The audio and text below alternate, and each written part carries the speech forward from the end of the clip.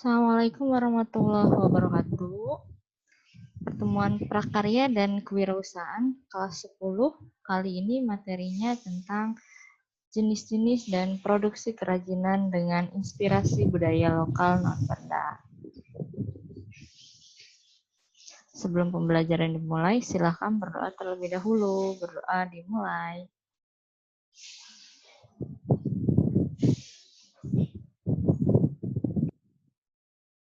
Berdoa selesai. Jenis kerajinannya apa aja? Yang pertama, ada kerajinan batik. Yang kedua, ada kerajinan ukir. Yang ketiga, ada kerajinan anyaman. Yang keempat, ada kerajinan topeng. Yang kelima, ada kerajinan tenun. Yang keenam, ada kerajinan wayang. Oke, kita bahas satu persatu. Kerajinannya apa aja?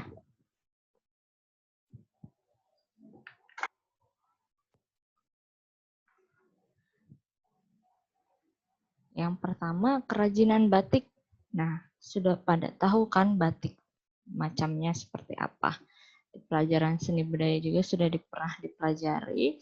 Batik adalah kain bergambar yang pembuatannya secara khusus dengan menuliskan atau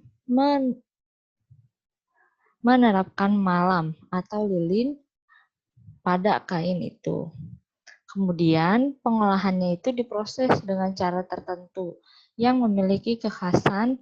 Kain batik dibuat dengan cara melukis dengan menggunakan canting dan kuas di atas kain dengan bahan lilin yang dipanaskan. Hasil proses membatik tersebut dinamakan batik tulis. Yang selanjutnya ada kerajinan ukir. Nah, kerajinan ukir ini apa sih? Seni ukir atau ukiran merupakan gambar atau hiasan dengan bagian-bagian cekung dan cembung yang menyusun suatu gambar dengan indah. Kerajinan ukir diantaranya berupa seni ukir kayu dan seni ukir logam.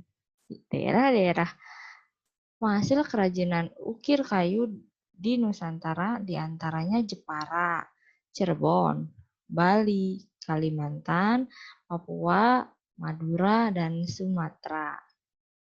Nih ya, diingat daerah mana saja yang penghasil kerajinan ukir kayu. Yang selanjutnya ada kerajinan anyaman.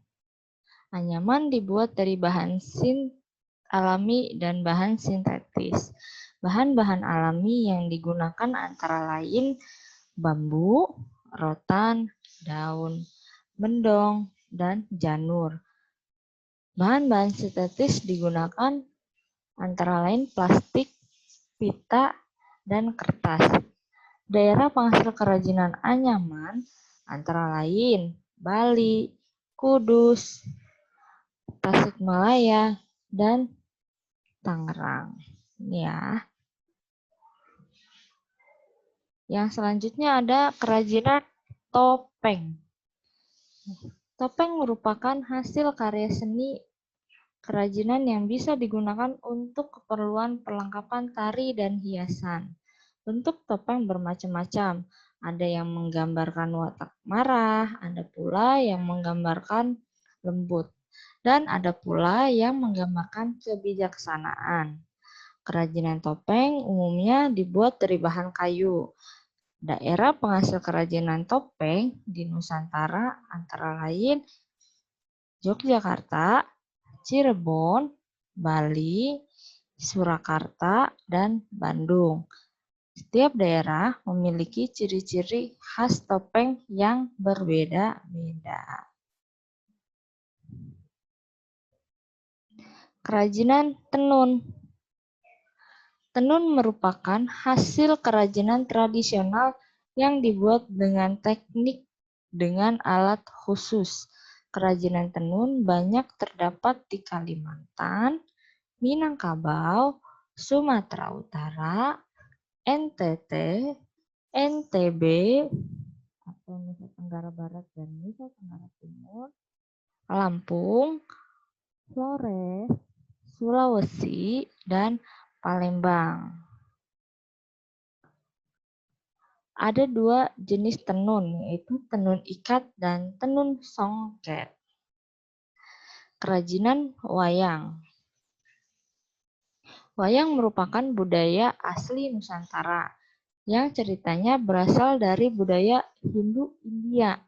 Wayang adalah seni bercerita tradisional asal Pulau Jawa yang dibawakan pencerita yang disebut dalang.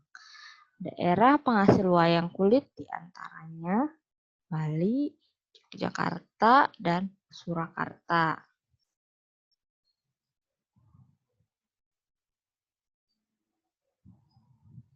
Produksi kerajinan dengan inspirasi budaya lokal non-benda.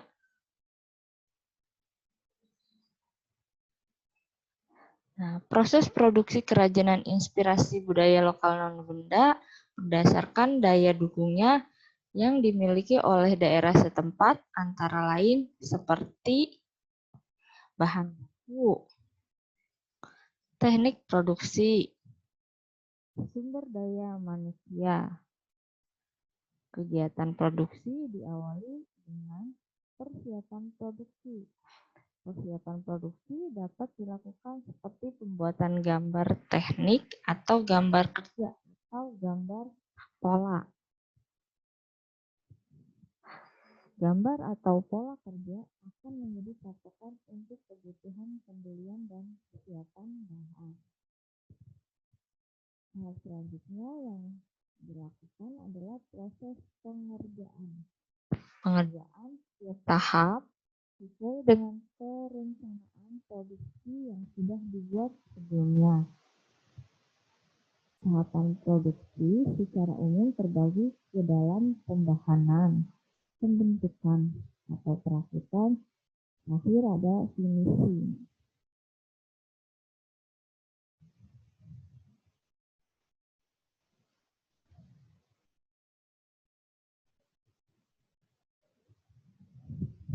Tahap pembahanan adalah cara mempersiapkan bahan serta material agar siap dibentuk.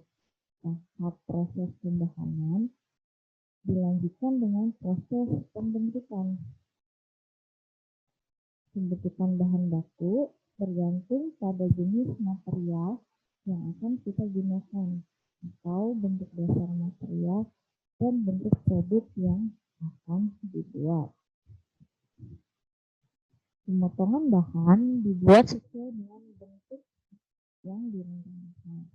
Pemotongan dan pematangan juga biasanya digunakan untuk membuat sambungan bahan, seperti menyambungkan bilah-bilah papan atau dua batang bambu.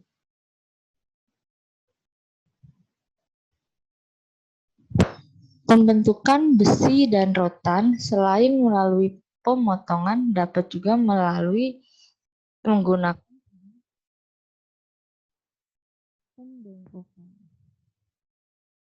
Tahap terakhir adalah finishing. Finishing dilakukan untuk tahap akhir sebelum produk tersebut dimasukkan ke dalam kemasan. Finishing dapat berupa penghalusan atau pelapisan permukaan. Penghalusan yang dilakukan seperti penghalusan permukaan kayu dengan menggunakan amplas atau menghilangkan air yang masih tersisa pada permukaan produk. Finishing dapat juga berupa pelapisan permukaan atau pewarnaan agar produk yang dibuat lebih awet, tahan lama, dan menarik.